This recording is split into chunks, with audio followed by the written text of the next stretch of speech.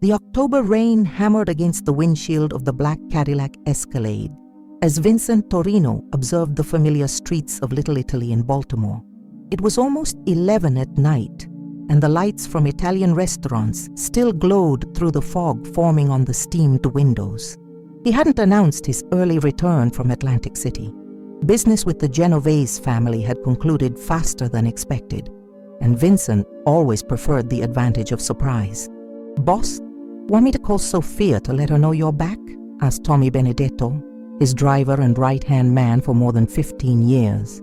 Tommy had known Vincent since the days when they were both just kids running through the streets of Highlandtown, long before Vincent inherited control of the Torino family operations in Baltimore. "No need, Tommy. I want to surprise her," Vincent replied, adjusting his Italian shirt cuff under his wool coat. At 42, Vincent maintained the impeccable appearance that had always characterized the Torino family men: dark hair slicked back, well-trimmed beard, and custom suits that cost more than many people earned in a month. The Escalade glided silently through the wet streets until it stopped in front of the elegant 3-story Victorian townhouse where Sophia lived. Vincent had bought the property for her 2 years earlier when she turned 25 and decided to move out of the family mansion in Roland Park. It was a perfect house for an independent young woman, located in a safe Federal Hill neighborhood, with a view of the inner harbor and close enough for Vincent to keep a protective eye on his younger sister. "Wait here, Tommy. This shouldn't take long," Vincent said, stepping out of the car and walking toward the front door. His footsteps echoed on the wet pavement, and he noticed that the first-floor lights were on, but the curtains were drawn, something unusual for Sophia, who always liked to keep the windows open to watch the street activity. Vincent used his spare key to enter silently. The interior of the house was in semi-darkness, illuminated only by the soft light from the entrance hall fixture. He could hear the muffled sound of television coming from the living room, but something in the air seemed different. There was a palpable tension that made his survival instincts, honed by decades in the criminal world, go on maximum alert. "Sophia, it's me, Vincent," he called softly, removing his coat and hanging it on the nearby rack. There was no immediate response, just the continuous sound of the television and the drumming of rain against the windows. He walked slowly toward the living room, his Italian shoes making minimal noise on the polished wooden floor. The house smelled of lavender, Sophia's favorite perfume. But there was something else, a metallic odor that Vincent recognized immediately: blood. When Vincent entered the living room, what he saw made his blood freeze in his veins. Sophia was curled up in the corner of the beige leather sofa, wrapped in a navy blue silk robe. Even in the dim light from the television, he could clearly see the purple bruises spreading across the left side of her face, from temple to jaw. Her lower lip was swollen and there was a small but visible cut above her right eyebrow. "My God, Sophia!" Vincent ran to her, his voice loaded with a mixture of shock, rage, and despair that he rarely allowed others to see. Sophia slowly raised her eyes, and Vincent could see that she had been crying. Her brown eyes were red and swollen, and there were dried tear tracks on her cheeks. "Vincent," she whispered, her voice hoarse and fragile. You shouldn't be here. I thought you weren't coming back until tomorrow. Who was it?" The question came out as a low, controlled roar, but Vincent could feel the fury growing inside him like a storm about to explode. He knelt beside the sofa, his hands trembling slightly as he examined his sister's injuries. "Who did this to you?" Sophia looked away, pulling the robe tighter around her body. "It's nothing, Vincent. I tripped on the stairs. It was an accident." "Don't lie to me, Sophia." Vincent gently took her chin, forcing her to look into his eyes. "I know the difference between injuries from a fall and assault marks. Someone hit you." "Who was it?" The silence that followed was heavy and charged with tension. Vincent could hear his own heart beating in his ears, and each second that passed without an answer fed his rage even more. Sophia was the only family that truly mattered to him. After their parents died in a car accident when she was only 16, Vincent had become not just her brother, but also her protector, her guardian, and the only stable constant in her life. "Sophia, please," he said, his voice now softer but still loaded with urgency. "You know you can trust me. It's always been that way between us. Who did this?" She closed her eyes for a long moment, and when she opened them again, Vincent could see a fragile determination shining through the tears. "It was Marcus," she whispered, so low that Vincent almost couldn't hear. "Marcus? Marcus Delacroix?" Vincent felt as if he had been punched in the stomach. Marcus Delacroix was a local businessman who had started dating Sophia about 6 months ago. Vincent had never liked him. There was something in his eyes, a calculating coldness that reminded him of the worst types of people he dealt with in his business. But Sophia seemed happy, and Vincent had decided to give the man the benefit of the doubt. He was drinking," Sophia continued, her voice breaking. "More than usual. We started arguing about you, actually. He said he was tired of dating a criminal's sister, that it was hurting his business reputation. I said he knew who I was from the beginning, and that if he couldn't handle it, maybe we should break up." Vincent felt his fists clench involuntarily. "And then?" "Then he completely lost control, said I was ungrateful, that he was doing me a favor by dating me, that no decent man would ever be interested in a mobster's sister." Sophia gently touched the bruise on her face. "When I told him he should leave, he pushed me against the wall and started hitting me." The room fell into absolute silence, except for the sound of rain and the distant murmur of the television. Vincent could feel something dark and primitive growing inside him, a rage that went far beyond simple family protection. It was the kind of fury that had built his reputation on the streets of Baltimore, the kind that made grown men tremble when they heard his name. "Where is he now?" Vincent asked, his voice so calm and controlled it was almost frightening. "Vincent, no." Sophia grabbed his arm with surprising strength. "Please don't do anything rash. I already broke up with him. I said that if he ever came near me again, I would tell you. He was terrified and left. That was 3 hours ago." 3 hours? Vincent stood up abruptly, beginning to pace back and forth across the room like a caged predator. "You've been here alone, hurt, for 3 hours, and you didn't call me? I didn't want to ruin your business trip. I know how important those meetings are to you."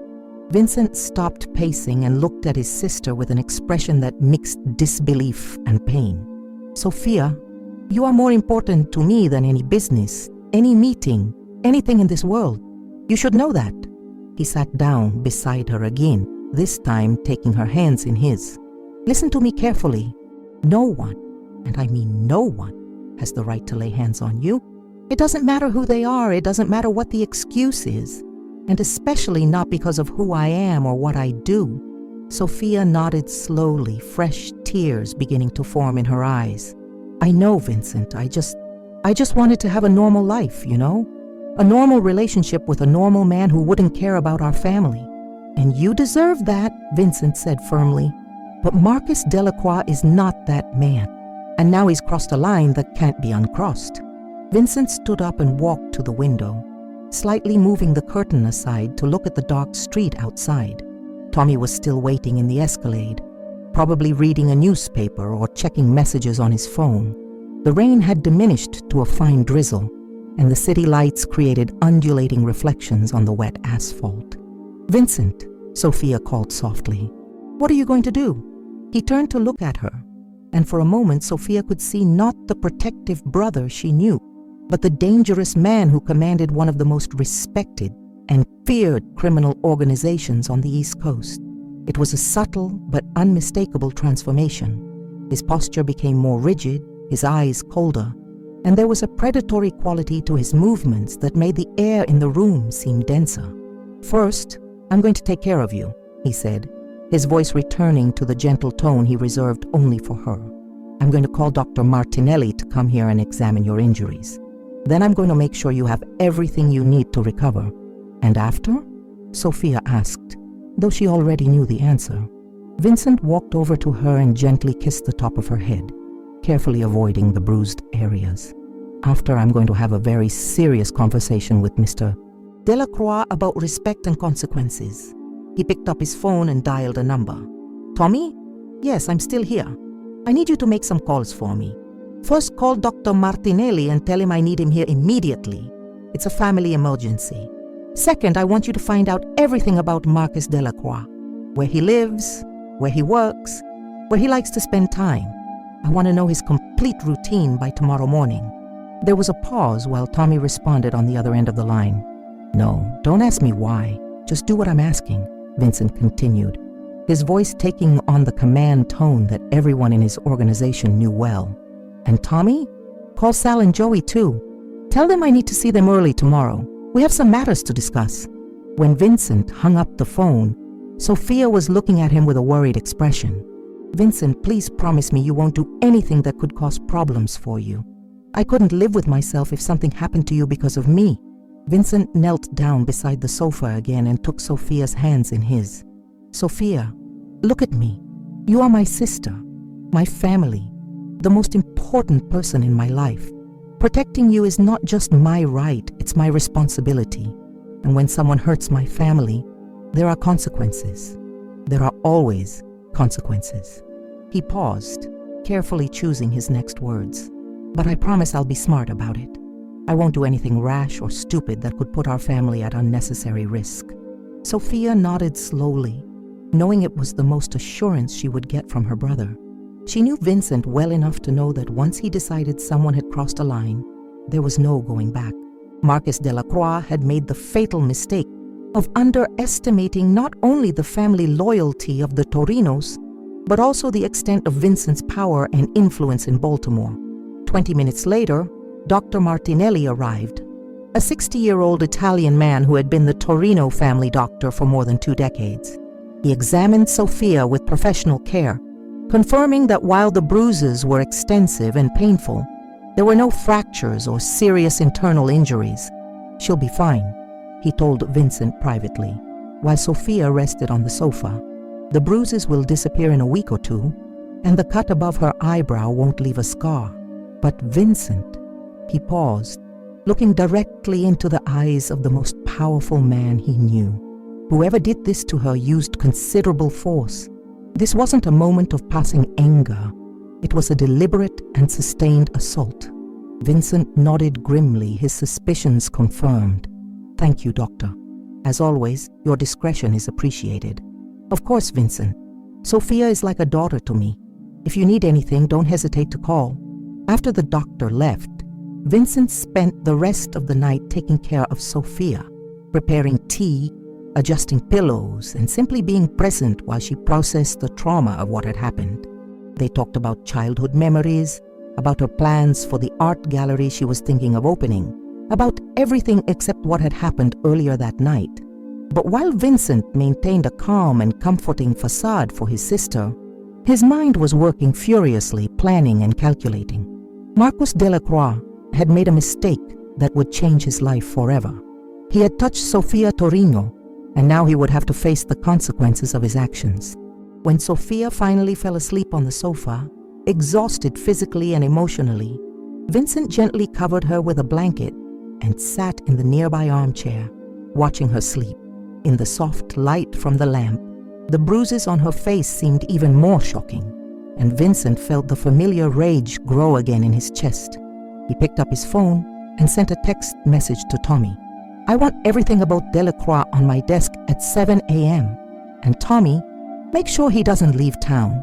The response came almost immediately. "Understood, boss. We're already watching him." Vincent put away his phone and leaned back in the armchair, his eyes never leaving his sister's face. Outside, the rain had stopped completely, and Baltimore slept, unaware that a much more dangerous storm was forming in the shadows of the city. Marcus Delacroix had awakened something in Vincent Torino that had remained dormant for years, the primitive and relentless fury that had built the Torino family empire. And now, that fury had a specific target. Dawn would bring consequences that Marcus could never have imagined when he raised his hand against Sophia Torino. Because in Baltimore, some lines simply cannot be crossed, and some families do not forgive or forget. And Vincent Torino was about to remind the entire city why the Torino name had been whispered with respect and fear on the streets of Baltimore for more than 3 generations. The sun rose over Baltimore with a golden light that filtered through the windows of Vincent's office on the second floor of Nonna's Kitchen restaurant in the heart of Little Italy. It was an establishment that had belonged to the Torino family for 3 generations, officially a traditional Italian restaurant, but in reality, the nerve center of the family's operations in the city. Vincent had arrived at 6 in the morning after spending the night awake at Sophia's house. He had left 2 of his trusted men discreetly watching the property and instructed Sophia not to leave the house until he resolved the situation with Marcus Delacroix. She had protested, insisting she could take care of herself, but Vincent was inflexible. Until Marcus was neutralized as a threat, Sophia would be under constant protection. Vincent's office was an interesting mix of old-world elegance and modern technology. Antique mahogany furniture shared space with state-of-the-art computers and encrypted communication systems. The walls were decorated with photographs of the Torino family over the years, including a black and white photo of his grandfather, Salvatore Torino, who had established the family's operations in Baltimore in the 1940s. Tommy Benedetto knocked on the door at exactly 7 o'clock, carrying a thick folder and a tray with fresh espresso and cornetti from the bakery downstairs. Behind him came Sal Marconi and Joey Ricci, Vincent's 2 most trusted lieutenants and men he had known since adolescence. "Good morning, boss," Tommy said, placing the folder on the polished mahogany desk. "I have everything you asked for about Marcus Delacroix." Vincent gestured for the 3 men to sit in the leather armchairs in front of his desk. Sal Marconi was a robust 50-year-old man with graying hair and hands that looked capable of breaking bricks. He supervised the family's protection and collection operations. Joey Ricci, on the other hand, was younger, 38, thin and nervous, but with a sharp mind for numbers and unwavering loyalty to Vincent. "Before we begin," Vincent said, his voice low and controlled, "I want you to know that this is personal. Someone hurt Sophia last night, and we're going to deal with this situation appropriately." The 3 men exchanged significant looks. They all knew Sophia since she was a child, and they all considered her part of their extended family. The news that someone had dared to hurt her was received with somber expressions and clenched fists. "Who was it, boss?" Sal asked, his voice loaded with barely contained anger. "Marcus Delacroix, the businessman she was dating." Vincent opened the folder and began examining the documents Tommy had compiled during the night. "Tommy, tell me what you discovered." Tommy leaned forward, consulting his notes. Marcus Delacroix, 41 years old, born in Annapolis. Business administration degree from the University of Maryland. Currently CEO of Delacroix Development, a real estate development company he inherited from his father 5 years ago. "Continue," Vincent said, turning the pages of the documents. "The company is going through financial difficulties. They have several projects stalled due to lack of financing, and there are rumors that Marcus has gambling problems.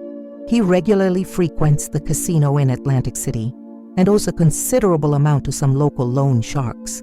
Vincent looked up from the documents. "How much?" "About $200,000 to a guy named Eddie Torino. No relation to our family, just a coincidence of names. Eddie operates some illegal gambling houses in East Baltimore." "Interesting," Vincent murmured. "A man desperate for money with gambling addictions, dating the sister of one of the most powerful men in Baltimore. That doesn't seem like a coincidence." Joey leaned forward. "Boss, do you think he was using Sophia to get to you? Maybe trying to gain access to our business?" "It's a possibility I can't ignore," Vincent replied, continuing to read. "What else, Tommy?" "He lives in a luxury apartment in Harbor East, rented, not owned. Drives a BMW 7 Series that's financed up to his neck. Frequents the Elkridge Golf Club and has a habit of dining at the Prime Rib on Thursdays." Tommy paused. "And boss, there's one more thing. Last night, after he left Sophia's house, he went straight to a bar called Murphy's Pub in Fells Point. He drank until 2 in the morning and was seen arguing on the phone with someone. Did they manage to hear the conversation?"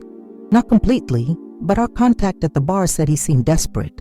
He mentioned something about the mobster's sister and needing more time." Vincent closed the folder and leaned back in his chair, processing the information. The picture that was forming was even more disturbing than he had initially imagined. Marcus wasn't just a violent boyfriend. He was a desperate man who had possibly approached Sophia with ulterior motives. "Sal," Vincent said, turning his attention to the older man, "I want you and Joey to make some discreet visits today. Talk to Eddie Torino about Marcus's debts. Find out exactly how much he owes and what the payment deadline is, and see if you can find out if Marcus mentioned anything about Sophia or our family." "Understood, boss," Sal replied, already getting up from his chair. "And Sal," Vincent added, "be diplomatic. Eddie is not our enemy, and I don't want to create unnecessary problems. Just get information." After Sal and Joey left, Vincent was alone with Tommy. The two men had known each other for so long that they often communicated without words, and Tommy could see that his boss was processing something deeper than simple revenge. "Tommy, I need you to arrange a meeting with Marcus Delacroix," Vincent finally said. "A meeting, boss? Where?" "Here, this afternoon. Tell him that Vincent Torino would like to have a civilized conversation with him about business." Vincent stood up and walked to the window overlooking the busy street below. "And Tommy, make sure he understands that it's not an invitation he can refuse. And if he tries to flee the city..." Vincent turned around, and Tommy could see a cold smile playing at the corners of his mouth. "Then you'll gently remind him that Baltimore is a small city and there's nowhere he can hide from me." While Tommy left to make the arrangements, Vincent returned to his desk and picked up the phone to call Sophia. She answered on the third ring, her voice still hoarse from the previous night's trauma. "How are you feeling this morning?" he asked, his voice immediately softening. "Better, I think. The bruises are more colorful today, but the pain has diminished a bit." There was a pause. "Vincent, you haven't done anything rash, have you?" "Not yet, but I'm investigating the situation thoroughly before taking any action." He decided not to mention his suspicions about Marcus's motives for dating her. "Sophia, I need you to think carefully about something. Did Marcus ever ask questions about me or about our business?" "Questions? What kind of questions?"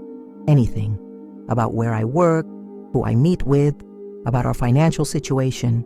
Anything that seemed like excessive curiosity."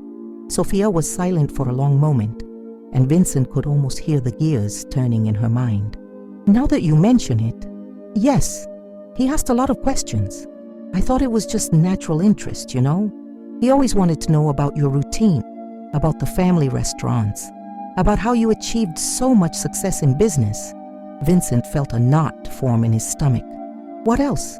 "He asked about the house in Roland Park, about how much it was worth, about other family investments. And once, when you were traveling to New York, he specifically asked about who you were meeting with there." Sophia paused. "Vincent, do you think he was using me?" "I don't know yet, Sophia, but I'm going to find out." Vincent kept his voice calm, not wanting to add more emotional pain to the physical trauma she had already suffered. "For now, I want you to stay home and rest. I have 2 men watching the house, so you're safe." "2 men? Vincent, is that really necessary?" "Until I resolve this situation completely, yes, it's necessary." After hanging up the phone, Vincent spent the rest of the morning reviewing other family business, but his mind kept returning to Marcus Delacroix. If his suspicions were correct, Marcus had committed not only the crime of assaulting Sophia, but also of trying to infiltrate and potentially harm the Torino organization. At 2 in the afternoon, Tommy returned with news about the meeting. "Marcus agreed to come, boss. Actually, he seemed almost relieved when I mentioned that you wanted to talk about business. I think he thinks he can get some kind of financial deal." "Perfect. What time?" 4 o'clock. "And boss?" Sal called. "They talked to Eddie Torino. The situation is worse than we thought." Vincent raised an eyebrow. "How so?" "Marcus owes $300,000, not $200, and the deadline passed last week. Eddie was planning to send some collectors to talk to Marcus tonight."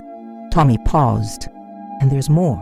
Eddie said Marcus mentioned having a connection that could help him get the money. He didn't specifically say it was you, but the implications are clear," Vincent finished. "Marcus was planning to use Sophia, and possibly me, to solve his financial problems." "It seems so, boss. Vincent stood up and walked to the safe hidden behind a painting on the wall. He entered the combination and removed a Beretta 92 FS pistol, a weapon that had belonged to his father and that Vincent always kept clean and loaded, though he rarely used it. He checked the magazine and placed the gun in the holster under his jacket. "Boss?" Tommy asked, noticing the preparations. "Precautions, Tommy. If Marcus is as desperate as he seems, I don't know how he'll react when confronted with the truth." Vincent adjusted his jacket to completely hide the weapon. "But I want you to know, I don't intend to kill him. At least not today. First, I want answers. I want to know exactly what he was planning, and if there are other people involved. And after you have the answers..." Vincent looked out the window at the streets of Baltimore, his city, his territory, the place where his family had built an empire based on respect, loyalty, and inevitable consequences for those who crossed certain lines. After, Marcus Delacroix will learn that some actions have consequences that last much longer than a moment of anger or desperation, Vincent said, his voice loaded with a dark promise. "He touched my sister, Tommy. He hurt her, terrorized her, and possibly tried to use her to harm me. That cannot go unanswered. I understand, boss. But Tommy..." Vincent turned to look directly into his eyes. "I want this done the right way. Smart, calculated. Marcus will pay for what he did, but not in a way that brings unnecessary heat on our family or puts Sophia in more danger." At 3:30, Vincent was sitting at his desk, reviewing legitimate financial documents from the restaurant, when he heard footsteps coming up the stairs. Tommy appeared at the door, followed by a man Vincent immediately recognized from the photographs he had seen, Marcus Delacroix. Marcus was taller than Vincent had expected, about 6'5", with well-cut blonde hair and blue eyes that tried to project confidence, but that Vincent could see were full of poorly disguised nervousness. He wore an expensive suit, but Vincent noticed that his hands trembled slightly and there was sweat on his forehead, despite the air conditioning in the office. "Mr. Torino," Marcus said, extending his hand with a forced smile. "It's a pleasure to finally meet you. Sophia talks about you a lot." Vincent looked at the extended hand for a long moment before slowly rising from his chair. He didn't shake Marcus's hand. Instead, he walked around the desk and positioned himself a few meters from the man who had assaulted his sister. "Sit down, Mr. Delacroix," Vincent said, his voice perfectly controlled and polite. "We have a lot to discuss." Marcus sat in the indicated chair, and Vincent could see that he was trying to assess the situation, probably expecting some kind of business proposal or financial opportunity. He had no idea that he was about to face the judgment of his life. Vincent returned behind his desk but remained standing, creating a power dynamic that made it clear who controlled the situation. Tommy positioned himself discreetly near the door, blocking any escape attempt. "Mr. Delacroix," Vincent began, his words measured and precise. "Do you have any idea why I wanted to talk to you today?" Marcus shifted in his chair, his nervousness becoming more evident. "Well, I assumed that maybe you had heard about my company, Delacroix Development. We have some interesting projects that could benefit from additional investment." Vincent nodded slowly, as if considering Marcus's words. "Investment? Interesting. And tell me, Mr. Delacroix, what exactly do you know about my business?" "Well, I know you're very successful. Sophia always talks about how you built an empire from nothing, how you're respected in the community." Marcus was clearly trying to flatter, but his words sounded empty and calculated. "And you believe it would be mutually beneficial if we did business together?" "Absolutely. I think we could form a very profitable partnership." Vincent walked to the window, turning his back on Marcus for a moment. When he turned again, his expression had changed subtly, still controlled, but now there was a coldness in his eyes that made Marcus involuntarily shrink in his chair. "Mr. Delacroix," Vincent said, his voice now loaded with an authority that made the air in the room seem denser. "Before we discuss any kind of business partnership, I need to clarify something with you. Did you see my sister last night?" The question caught Marcus completely off guard. He blinked several times, his mouth opening and closing as if he were trying to find the right words. Yes, I saw Sophia last night. We had dinner together. And how was she when you left her?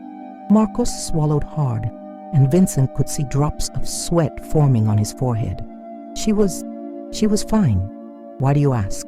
Vincent walked slowly back to his desk, his eyes never leaving Marcus's face. Because, Mr. Delacroix, when I arrived home last night, I found my sister with bruises on her face, a swollen lip, and a cut above her eyebrow. And she told me a very interesting story about how those injuries happened. Marcus's face visibly paled, and Vincent could see panic beginning to set in his eyes. I don't know what you're talking about. Sophia must have hurt herself after I left. Really? Vincent sat in his chair and leaned forward, his eyes fixed on Marcus like a predator studying its prey. Because her version of the story is quite different.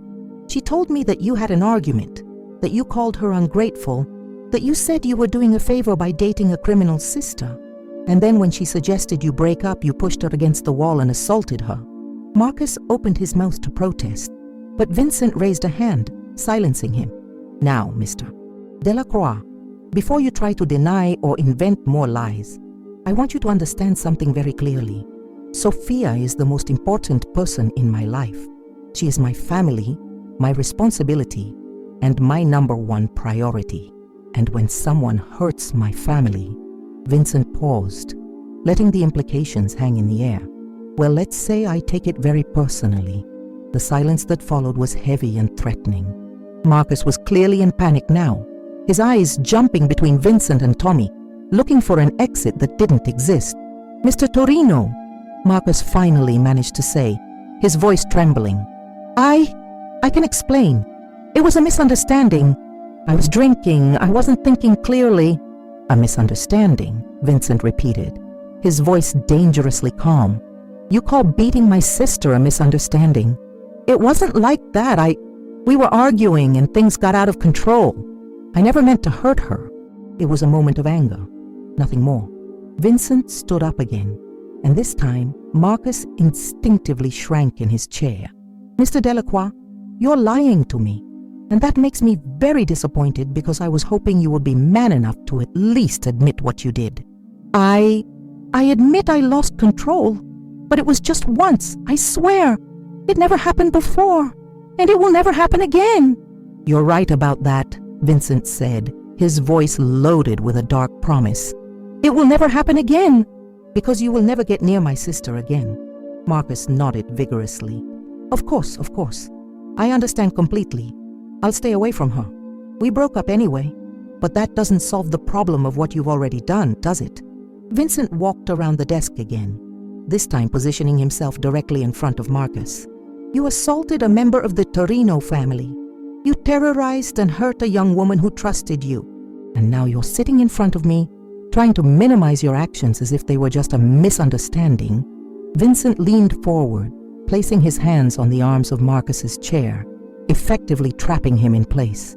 But what really bothers me, Mr. Delacroix, is that I have the feeling there's more to this story than you're telling me. So I'm going to ask again, and this time, I suggest you be completely honest with me. Why did you really approach my sister? Marcus was trembling now, drops of sweat running down his face. Vincent could smell the fear emanating from him and knew he was about to break through the facade of lies Marcus had built. I really liked her, Marcus stammered.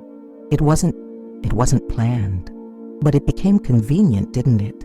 Vincent pressed. A man with your gambling debts, your financial problems, suddenly finds himself dating the sister of one of the most powerful men in Baltimore. What an interesting coincidence. Marcus's eyes widened with shock and terror. How do I know about your debts to Eddie Torino? How do I know about your financial problems, your stalled projects, your company on the verge of bankruptcy? Vincent smiled coldly. Mr.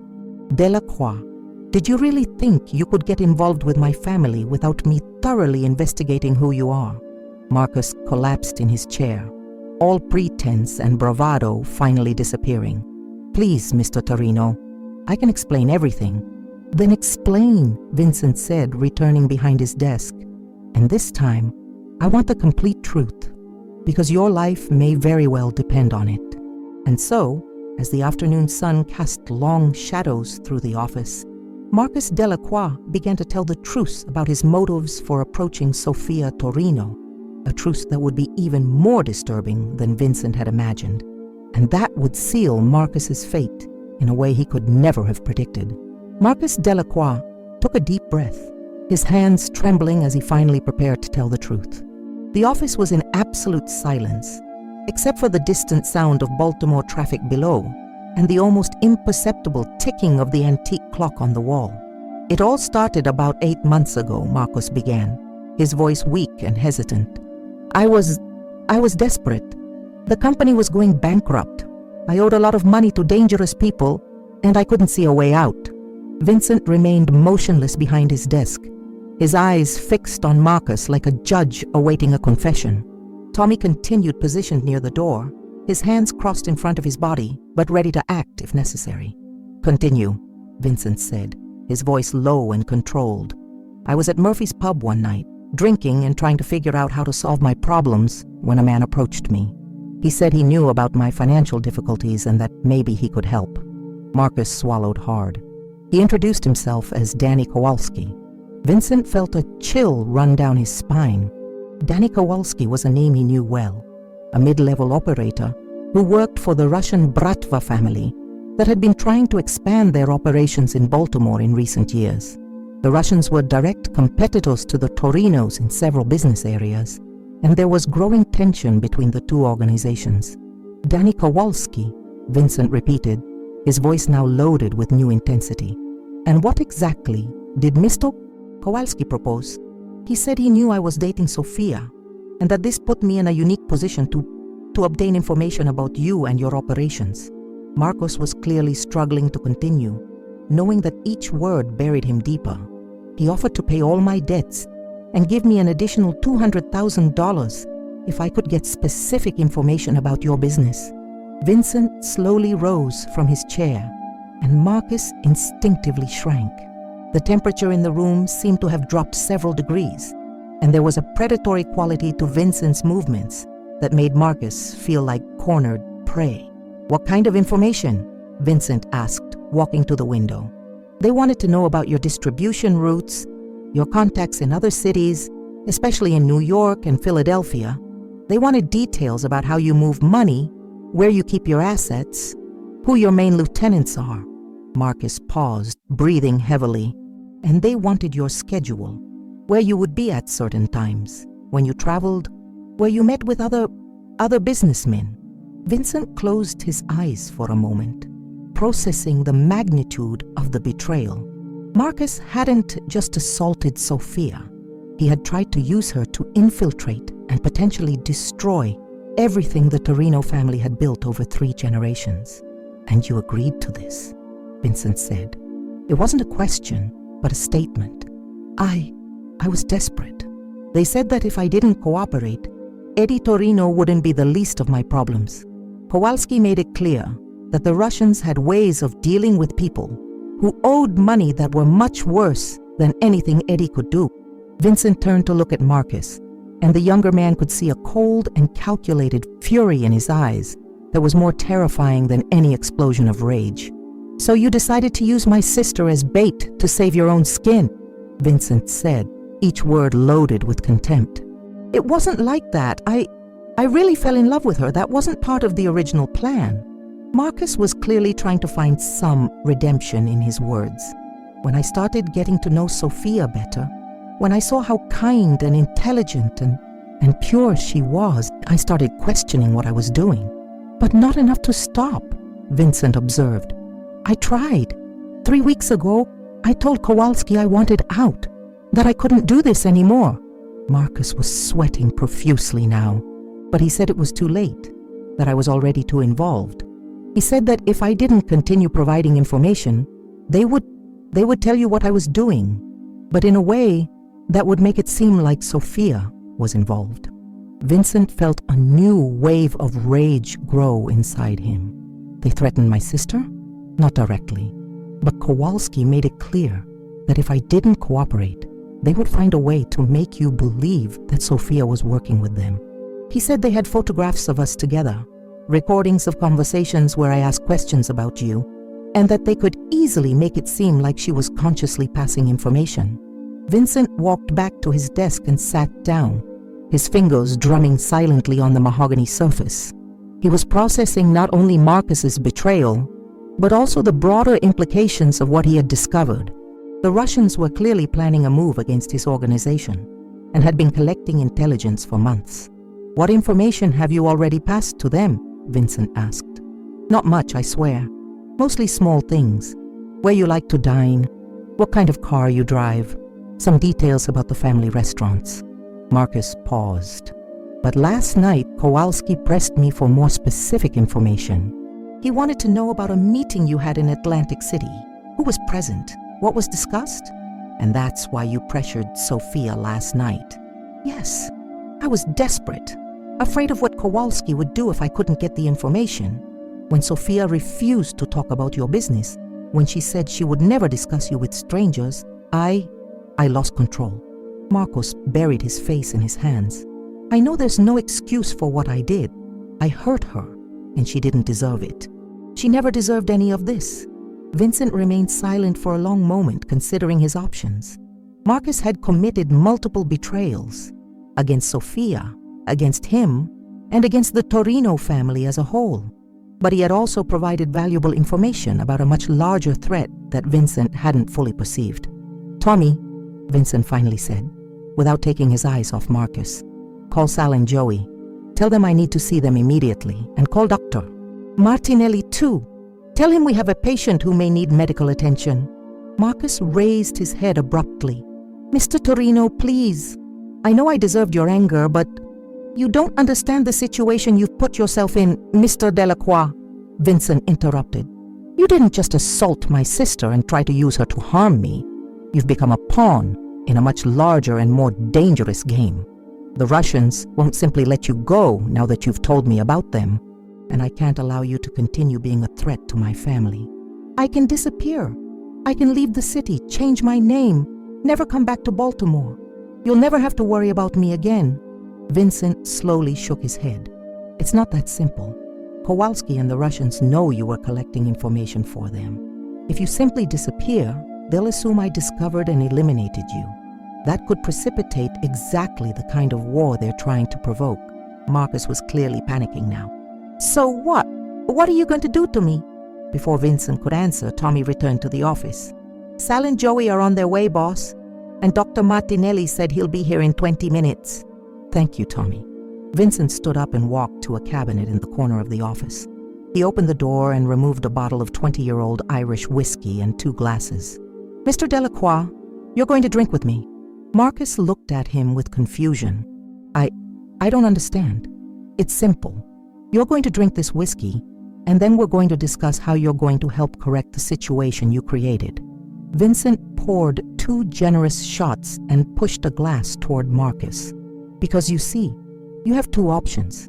You can continue being a problem that needs to be eliminated, or you can become part of the solution." Marcus picked up the glass with trembling hands. "What kind of solution?" "You're going to continue your relationship with Kowalski and the Russians. But now, instead of working for them, you're going to work for me." Vincent raised his glass in a dark toast. "You're going to become my informant inside their operation. But they'll find out. If I start passing false information or..." "Who said anything about false information?" Vincent interrupted. "You're going to pass real information to them. Information that I want them to have. Information that will lead them exactly where I want them to be." Marcus drank the whiskey in one gulp, coughing as the liquid burned his throat. "And if I refuse?"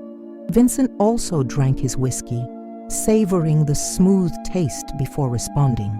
"Then Dr. Martinelli will have to treat some very serious injuries, and you'll discover that there are fates much worse than simply disappearing." At that moment, Sal and Joey arrived at the office. Both looked at Marcus with somber expressions, clearly sensing that something significant had happened. "Boss," Sal said, "Tommy told us you needed us urgently." "Yes, we have a complex situation here." Vincent gestured toward Marcus. "Mr. Delacroix was working with the Russians to collect information about our operations. He used Sophia to try to gain access to sensitive information, and when she refused to cooperate, he assaulted her. Sal and Joey exchanged significant looks, and Marcus could see their hands move instinctively inside their coats. But, Vincent continued, Mr. Delacroix has just agreed to correct his mistakes by working for us. He's going to continue his relationship with Kowalski, but now he'll report everything to us and pass only the information we approve. And if he tries to deceive us? Joey asked, his voice loaded with threat. Then you two will remind him of the consequences of breaking an agreement with the Torino family, Vincent replied. But I don't think Mr. Delacroix will be that stupid. He understands that this is his only chance to get out of this situation alive. Marcus nodded vigorously. I understand. I'll do everything you ask. I just want a chance to correct my mistakes. Great. Then let's establish some basic rules. Vincent sat down again, taking on the tone of a businessman discussing a contract. First, you will never get near Sophia again. If I find out you tried to contact her in any way, our agreement is cancelled. Understood. Second, you will report to Tommy twice a week. You will tell everything, every conversation with Kowalski, every question they ask, every instruction you receive. Yes, sir. Third, you will not take any independent action. Everything you say or do regarding the Russians will be approved by me first. Of course. And finally, Vincent leaned forward, his voice taking on a dangerously low tone. You will understand that you are now in a very precarious position. The Russians will kill you if they discover you're working for me, and I will kill you if you try to betray me again. Your only chance of survival is to be completely loyal and useful to me. Marcus swallowed hard. I understand perfectly. At that moment, Dr. Martinelli arrived, carrying his traditional medical bag. He looked around the office, noting the palpable tension in the air. Vincent, you said you had a patient for me. Yes, doctor. Mr. Delacroix here had a small accident. He fell and hit his face on a table. Vincent looked directly at Marcus. Didn't you, Mr. Delacroix? Marcus instinctively touched his face, which was beginning to swell where Vincent had delivered a quick and precise punch a few minutes earlier, a physical reminder that his actions had consequences. Yes, Marcus murmured. It was an accident. Well, said Dr. Martinelli, opening his bag. Let's take a look at that. While the doctor examined Marcus, Vincent turned to Sal and Joey. I want you two to keep Marcus under discreet surveillance. He shouldn't know he's being watched, but I want to know all his movements. And if he tries to flee the city or do anything suspicious, you know what to do. Understood, boss, Sal replied. Tommy, you'll be Marcus's primary contact. Establish a meeting schedule and make sure he understands exactly what we expect from him. Yes, boss. Dr. Martinelli finished examining Marcus and turned to Vincent. He'll be fine. Just some swelling and bruises. Nothing that won't heal in a week or two. Thank you, doctor. As always, your discretion is appreciated. After the doctor left, Vincent addressed Marcus one last time. Mr. Delacroix, you have a second chance here. An opportunity to correct your mistakes and maybe even come out of this situation better than you entered. But understand that this is your only chance. If you disappoint me again, there won't be a third opportunity. Marcus stood up from the chair, still a bit unsteady. I won't disappoint you, Mr. Torino. I promise. Promises are easy to make and easy to break, Vincent observed. Actions are what matter, and your actions from now on will determine whether you live or die. After Marcus left, escorted by Tommy, Vincent was alone with Sal and Joey. He walked to the window and looked at the streets of Baltimore, his mind already working on the next steps of a much more complex game than he had initially imagined. Boss, Sal said, do you really think you can trust him? No, Vincent replied without hesitation. But I don't need to trust him. I just need him to be useful. And if he tries to betray me again, well, at least now we know who our real enemies are. The Russians, Joey murmured. Yes, and they're clearly planning something big if they're willing to invest so much time and resources in intelligence operations. Vincent turned to his two lieutenants. I want you to start discreetly investigating Russian activities in Baltimore. Find out where they're operating, who their main players are, what kind of business they're trying to establish. "And what about Sophia?" Sal asked. "Is she still in danger?" Vincent considered the question carefully. "Possibly. If the Russians discover that Marcus is working for us, they might try to use her as leverage. I want the protection around her increased discreetly, and I want her to be informed about the situation. She has the right to know she might be in danger." "Are you going to tell her about Marcus?" Joey asked. "I'll tell her part of the truth. She needs to know that he was using her, but she doesn't need to know all the details about our current operation." Vincent paused. "Sophia has already suffered enough because of Marcus's actions. I won't add more weight to her shoulders unless it's absolutely necessary." As the sun set over Baltimore, casting long shadows through the office, Vincent Torino contemplated the complex web of loyalties, betrayals, and dangers that had been revealed that day. What had begun as a simple matter of family justice had transformed into something much larger: a potential war with the Russians, a counterintelligence operation, and the need to protect not only Sophia, but the entire organization he had spent decades building. But Vincent had faced threats before and had survived and prospered in a world where loyalty was rare and betrayal was common. Now, with Marcus as his unwilling informant and a clear understanding of the threat he faced, he was ready to turn the game against those who had dared to threaten his family. War was coming to Baltimore, but Vincent Torino was determined to ensure that when the dust settled, it would be he who remained standing. 3 weeks had passed since the confrontation in Vincent's office, and Baltimore was experiencing one of the coldest autumns in recent years. The golden and red leaves from the oak trees lining the streets of Little Italy created a natural carpet that crackled under pedestrians' feet, while the cutting wind from Chesapeake Bay brought with it the salty smell of the ocean and the promise of a harsh winter. Vincent was sitting at his desk in the Nonna's Kitchen restaurant, reviewing legitimate financial reports when Tommy entered with a worried expression. It was a Thursday afternoon, and the restaurant's activity was beginning to increase, with the first dinner customers arriving. "Boss, we have a problem," Tommy said, closing the door behind him and activating the electronic interference device that Vincent had installed to ensure his private conversations remained private. Vincent looked up from the documents. "What kind of problem?" "Marcus has lost contact with Kowalski for 3 days. The last meeting they had scheduled was canceled at the last minute, and since then, no one has been able to locate Kowalski or any of his known associates." Vincent leaned back in his chair, processing the information. During the previous 3 weeks, Marcus had proven surprisingly useful as an intelligence source. He had provided details about the Russians' organizational structure in Baltimore, their main points of operation, and most importantly, their plans to expand their money laundering activities through a series of legitimate businesses in the Inner Harbor area.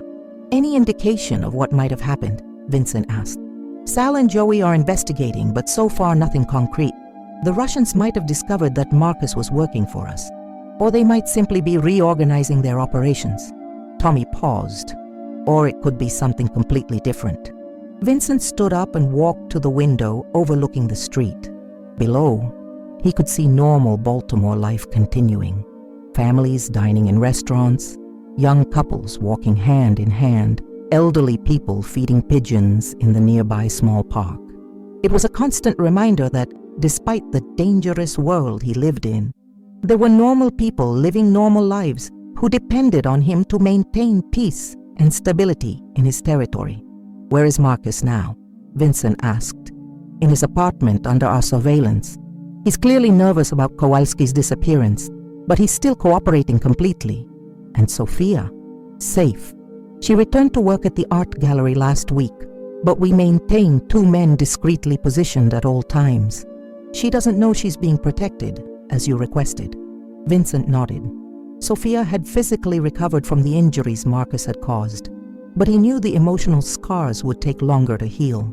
She had been devastated when Vincent told her an edited version of the truth about Marcus, that he had approached her with ulterior motives related to business. Vincent had omitted the details about the Russians and the espionage operation, saying only that Marcus had tried to use their relationship to obtain information about family investments. "Boss," Tommy continued, there's one more thing. We received information that there's unusual movement at the ports. Our contacts at the Port Authority reported that there have been several unscheduled cargo ship arrivals in the last 2 weeks, all with documentation that appears legitimate, but with strange movement patterns. What kind of patterns? Ships that arrive at night are unloaded quickly and depart before dawn, and all the ships have connections to shell companies that we've traced back to Russian interests. Vincent felt a chill run down his spine.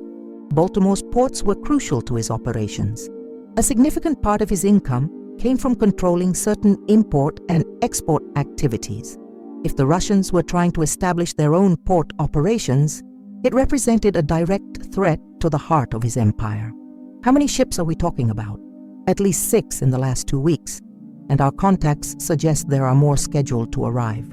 Vincent returned to his desk and picked up the phone. I need to speak with Carmine Benedetto in New York. Now, Carmine Benedetto was the head of the Benedetto family, one of the most powerful organizations on the East Coast, and a longtime ally of the Torinos. If the Russians were making significant moves in Baltimore, they were likely making similar moves in other cities. The call was connected in less than 2 minutes. "Vincent, my friend," came Carmine's warm voice through the line. "How are things in Baltimore?" "Complicated, Carmine. I need to know if you're seeing unusual Russian activity in your territories." There was a significant pause on the other end of the line. "Interesting that you ask. We've had some incidents in recent weeks. Nothing direct, but definitely testing our limits." "What kind of incidents?" "Attempts to establish gambling operations in areas we traditionally control.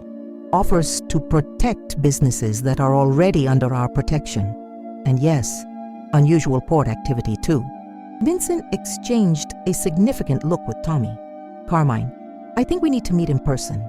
It seems we have a bigger problem than either of us initially realized." "I agree. How about tomorrow night? I can be in Baltimore at 8. "Perfect. The usual place?" "Yes, and Vincent, bring your best advisors. I have a feeling we're going to need all the brilliant minds we can gather." After hanging up the phone, Vincent turned to Tommy. "Call Sal, Joey, and also Anthony Marcelli. I want everyone here tomorrow at 7 to prepare for the meeting with Carmine." Anthony Marcelli was the Torino family's legal counsel, a brilliant lawyer who had studied at Harvard and who could navigate both the legal and illegal worlds with equal skill. If they were facing a coordinated threat from the Russians, they would need strategies that were both effective and legally defensible. "And Tommy," Vincent added, "I want you to arrange a meeting with Marcus for tomorrow morning. If Kowalski really disappeared, we need to know if Marcus has any information about backup plans or alternative operations." "Understood, boss." After Tommy left, Vincent was alone with his thoughts. He walked to a painting on the wall that concealed a smaller safe where he kept some of his most personal items. He removed an old photograph of his parents and Sophia when she was only 10 years old. They were at a picnic in Druid Hill Park, all smiling at the camera, unaware that in just 6 years, the parents would be dead, and Vincent would have to take responsibility for protecting Sophia and keeping the family together.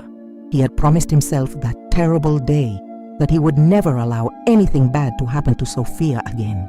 And now, more than 15 years later, he was facing a threat that could put not only Sophia, but his entire organization in danger. Vincent put away the photograph and picked up his coat.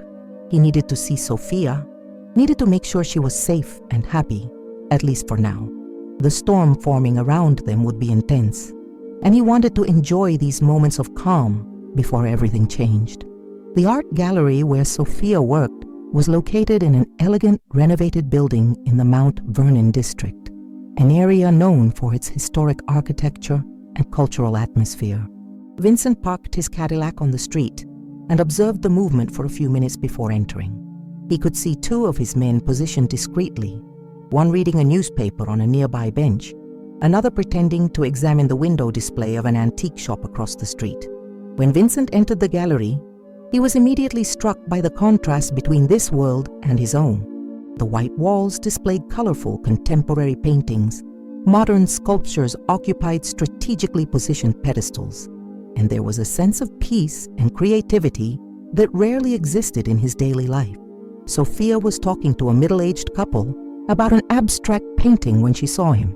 Her face lit up with a genuine smile, the first Vincent had seen since the incident with Marcus.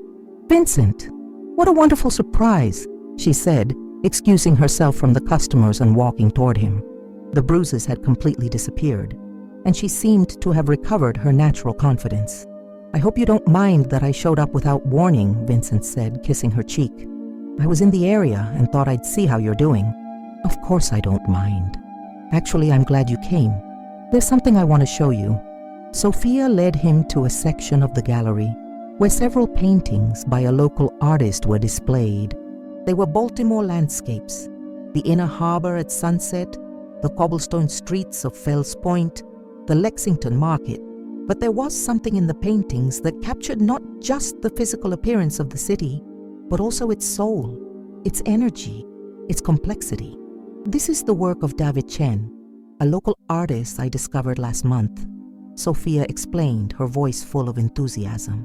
"He grew up in Baltimore just like us, but sees the city in a completely different way.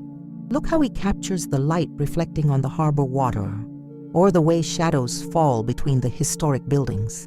Vincent studied the paintings with genuine interest. There was one in particular that caught his attention, a nighttime view of Little Italy, with the golden lights from restaurants creating a warm glow against the dark sky. It was his neighborhood, his territory, but seen through the eyes of someone who saw beauty where Vincent usually saw only business and responsibilities. "It's beautiful," he said sincerely. "He manages to make our city seem peaceful." Sophia looked at him with curiosity. "Peaceful? Isn't Baltimore peaceful for you?" Vincent considered the question carefully. "Sometimes it's hard to see beauty when you're constantly worried about responsibilities." "You work too much, Vincent. You always have. Even when we were children, you always felt responsible for everything and everyone." Sophia gently touched his arm. "You know you don't need to carry the world on your shoulders, right?" If she only knew, Vincent thought. If she knew about the Russians, about Marcus, about the threats forming around them at this very moment. But looking at her face, seeing the peace and happiness she had found in this place, he knew he had made the right decision in protecting her from the complete truth. "I know," he lied gently, "but taking care of family has always been important to me. It's who I am." They spent another hour in the gallery, with Sophia showing other pieces and talking about the artists with a passion that reminded Vincent of the girl she had been, curious, intelligent, always seeing the best in people and situations. When Vincent finally prepared to leave, Sophia accompanied him to the door. "Vincent," she said, hesitating for a moment, "I know you didn't tell me everything about Marcus, about why he really approached me." Vincent felt his stomach tighten. "Sophia." "No, it's okay. I understand that there are things about your business that you can't or don't want to share with me, and I respect that." She paused. "But I want you to know that I'm okay. What happened with Marcus hurt me, but it also taught me something important about trusting my instincts. And my instincts always told me there was something wrong with him. Why didn't you say anything at the time? Because I wanted to believe I was wrong. I wanted to believe that I had finally found someone who loved me for who I am, not for who my family is." Sophia smiled sadly. "But now I know that the right person will love me exactly for who I am, including my family. And until that person appears, I'm perfectly happy being independent." Vincent felt a wave of pride and love for his sister. Despite everything she had been through, she had emerged stronger and wiser.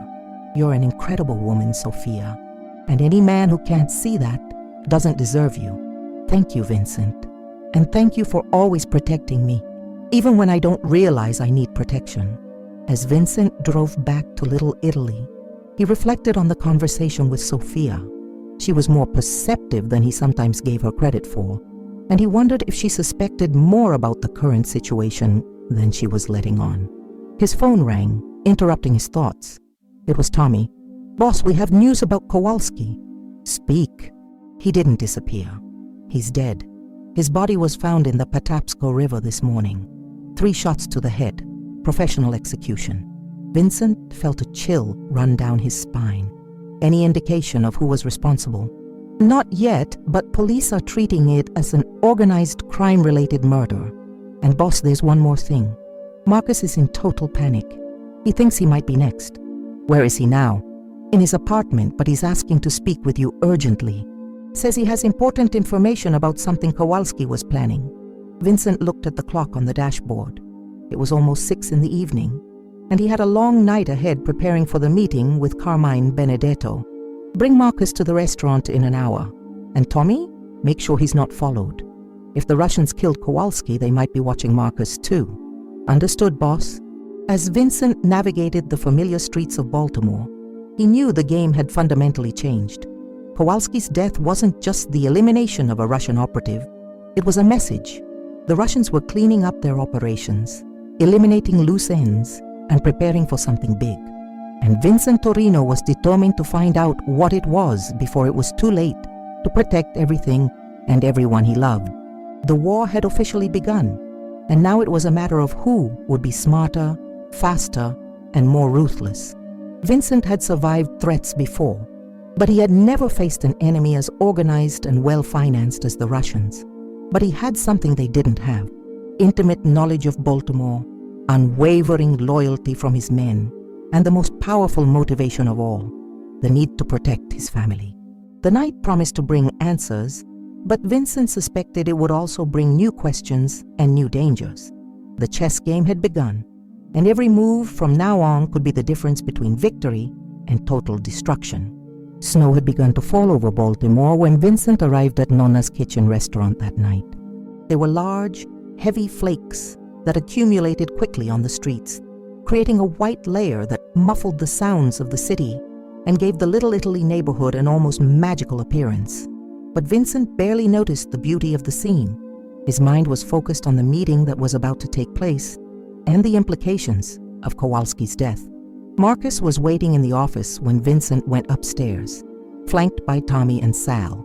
The man looked like he had aged 10 years in the last few weeks. His hair was disheveled, there were dark circles under his eyes, and his hands trembled visibly as he held a cup of coffee that had long since gone cold. "Mr. Torino," Marcus said, quickly standing when Vincent entered. "Thank you for seeing me. I didn't know who else to turn to." Vincent removed his coat and hung it carefully before sitting behind his desk. "Tommy told me you have important information about Kowalski." "Yes, sir. Before he died, Kowalski told me about something the Russians were planning. Something big." Marcus swallowed hard. "They called it Operation Chesapeake." Vincent leaned forward. "Continue." "Kowalski said it wasn't just about establishing operations in Baltimore. It was about taking complete control of the ports, eliminating all competition, and using Baltimore as a base to expand throughout the East Coast." Marcus paused, his hands trembling even more. "And he said you were the main obstacle that needed to be removed." "Removed how?" "Eliminated, along with your entire organization." Marcus looked directly at Vincent. "They don't just want part of the territory. They want everything." Sal and Tommy exchanged somber looks. One thing was business competition. Another, completely different, was a total war of extermination. "What else did Kowalski tell you?" Vincent asked, his voice remaining calm despite the gravity of the information. "They brought reinforcements from New York, Philadelphia, and even Boston. Kowalski mentioned at least 50 men, all experienced, all armed." Marcus paused. "And they have detailed information about your operations, your men, even about Sophia." Vincent felt a wave of cold rage course through his body. "What do they know about my sister?" "Everything. Where she works, where she lives, her daily routine. Kowalski said that if you didn't cooperate with them, Sophia would be used as leverage." The silence that followed was heavy and threatening. Vincent could feel the fury growing inside him, but forced himself to maintain control. Unfocused anger was useless. He needed to channel this energy into an action plan. "When is this supposed to happen?" Vincent asked. Kowalski didn't give a specific date, but said it would be soon. He mentioned something about waiting until after Thanksgiving, when port traffic decreased and there would be fewer potential witnesses. Vincent looked at the calendar on his desk. Thanksgiving was in 2 weeks. That gave him little time to prepare for a war that could destroy everything he had built. "Marcus," Vincent said, his voice taking on a commanding tone, "you're going to continue pretending you don't know about Kowalski's death. If anyone from the Russians contacts you, you'll act normally and report to me immediately. But what if they find out I know? What if they think I had something to do with Kowalski's death? Then you'll have to be very convincing at feigning ignorance," Vincent replied coldly, "because your life depends on it."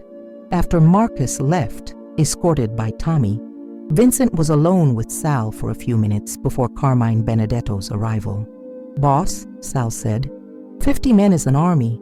Even with our allies, we'll be outnumbered." "Numbers aren't everything, Sal. We know this city better than they do. We have allies they don't even know exist.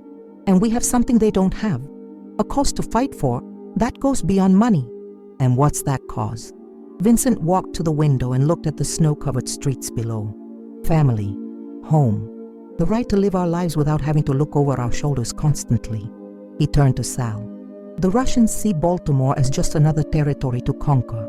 For us, it's home." At exactly 8 o'clock, Carmine Benedetto arrived with 2 of his lieutenants. Carmine was a 65-year-old man with graying hair and eyes that had seen decades of war and peace in the world of organized crime. He had been a friend of Vincent's father and had served as an informal mentor to Vincent during his early years as family head. "Vincent, my friend," Carmine said, embracing Vincent warmly. "I'm sorry we're meeting under such serious circumstances." "Carmine, thank you for coming so quickly. The situation is worse than I initially thought." They sat around the conference table that Vincent had installed in a room adjacent to his office. Anthony Marcelli, the family lawyer, had arrived a few minutes earlier and was organizing documents and maps of the Baltimore port area. "Before we begin," Vincent said, "I want everyone to understand that what we discuss here tonight cannot leave this room. We're facing an existential threat, and our survival depends on absolute secrecy." Everyone present nodded gravely. Vincent spent the next 30 minutes detailing everything he had discovered about Operation Chesapeake, the threats against Sofia, and the extent of Russian infiltration in Baltimore. When he finished, the room was in absolute silence. Carmine was the first to speak. "Vincent, this isn't just a Baltimore problem. If the Russians manage to establish total control here, they'll use it as a base to attack New York, Philadelphia, and all the other East Coast cities. We all have an interest in stopping this. What kind of support can you offer?" Vincent asked. 20 experienced men, weapons, and coordination with the families in Philadelphia and Boston. If this becomes a total war, you won't fight alone." Anthony Marcelli leaned forward. "We need to consider the legal implications too. An open war in the streets will bring federal attention that none of us want. We need to be smart about how we handle this." "What do you suggest?" Vincent asked. "First, we document everything we know about the Russians' illegal activities. Smuggling, money laundering, arms trafficking, everything. Then we pass this information to our contacts in the FBI through channels that can't be traced back to us." "You want us to cooperate with the feds?" Sal asked, clearly uncomfortable with the idea. "Not direct cooperation," Anthony clarified. "But if we can get the feds to do our work for us, eliminating Russian leadership through arrests and deportations, that would be much cleaner than a street war." Vincent considered the suggestion. It was a smart approach, but also risky. What if the feds decide to investigate our operations too? "It's a risk," Anthony admitted, "but a calculated risk. Our businesses are much cleaner and better legally protected than Russian operations. And we have established relationships in the community that they don't have." "There's another consideration," Carmine added. "Time. If we wait for the feds to act, it might be too late to protect Sofia and your immediate operations. We need a two-front strategy: long-term legal action and short-term immediate protection." Vincent stood up and walked to a map of Baltimore hanging on the wall. "So here's what we're going to do. Anthony, I want you to compile all the evidence we have about Russian activities and prepare it for transmission to the feds. But don't send it yet. I want this as our nuclear option." "Understood." "Carmine, I need your men in Baltimore within 48 hours. We'll position them strategically around the city, but discreetly. They're already on their way. Sal, Joey, I want you to coordinate with our contacts at the ports, local police, and all our legitimate businesses.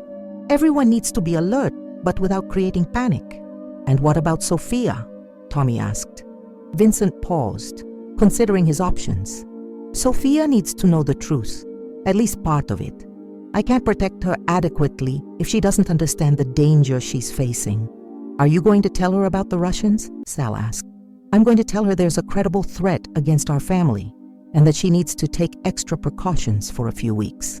I won't go into details about the extent of the situation, but she needs to be prepared.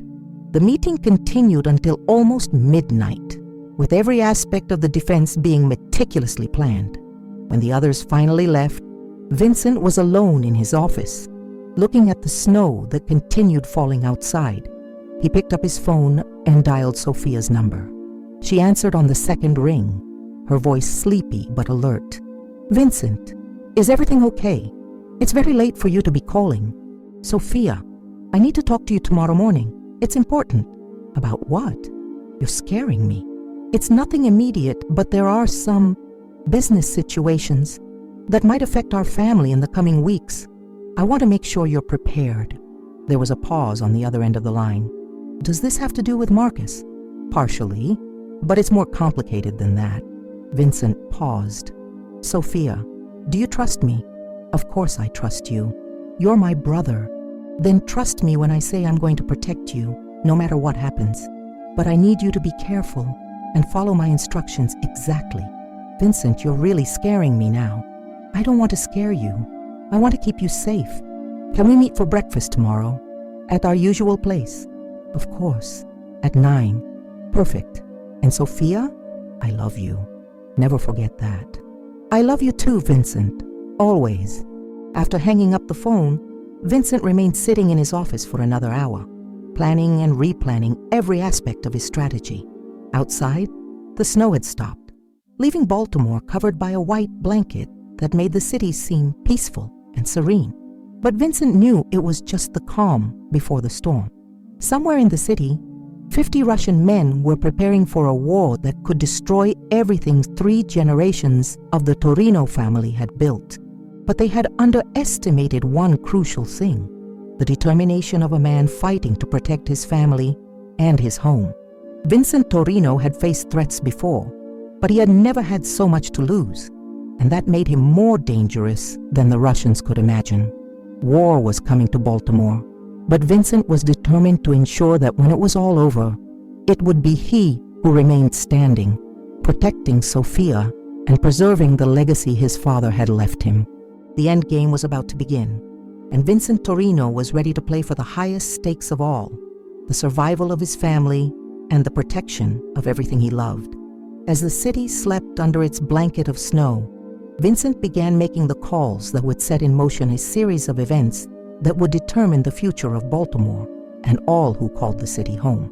The final battle was about to begin, and Vincent knew there would be no second chance. It was total victory or complete destruction. There was no middle ground in the world he lived in. But looking at the photograph of his family on his desk, Vincent felt an iron determination settle in his chest. He had promised to protect Sophia, and he would keep that promise no matter the cost. The Russians were about to discover that some families cannot be broken, some bonds cannot be cut, and some men will fight to their last breath to protect those they love. War had come to Baltimore, but Vincent Torino was ready.